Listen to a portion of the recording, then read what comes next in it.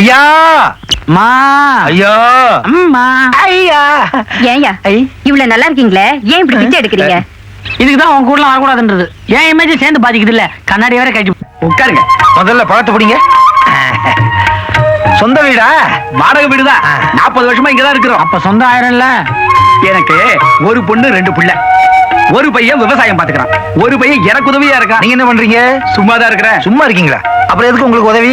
தம்பி என்ன பண்றாரு? இவருக்கு உதவியா இருக்கேன். இவர் என்ன பண்றாரு? சும்மா இருக்காரு. அடே, நம்ம குடும்பம் எப்பேற்பட்ட குடும்பங்க. ஆமா, இப்படிப்பட்ட சும்மா குடும்பத்தை பார்த்திருக்கவே முடியாது. அம்மா எங்க? சும்மா அப்படி போயிருக்காங்க. இவங்க யாரு? உங்க பண்ணையில வேலை செய்யற அடியாட்களா? என் பிள்ளைங்க. ஏன் டம்ளரை பாக்குற? இல்ல, போன தடவை பொண்ணு பார்க்க போனோமே, அங்க உடுப்பி ஹோட்டல் திருடப்பட்டுன்னு போட்டுருந்துச்சு. இது என்ன உட்ல திருடிக்கு போறாங்க? அப்போ நாங்க என்ன திருட்டு குடும்பமா? உங்க குடும்பம் தான் சும்மா குடும்பமாச்சே. ஏற்கனவே ஒரு குடும்பத்துக்கு போயிருந்தோம், அதான் திருட்டு குடும்பம். டேய், கண்டபடி வாய் கொழுப்பா பேசி கல்யாணத்தை நிறுத்திடாதரா. என் கொழுப்பால் தான் அது நிக்கணும்னு இல்ல, அதுவா நின்னுடும். டமாஸ் பேசலாம்.